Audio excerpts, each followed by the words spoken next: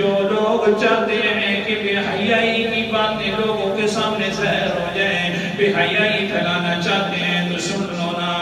اللہ تعالیٰ فرماتے ہیں پھر ان لوگوں کے اندر خاص طور پر جو ایمان والے ہیں تو میں نے ایک فیصلہ مقرر کر دیا، وہ یہ کہ لہم عذاب علیم،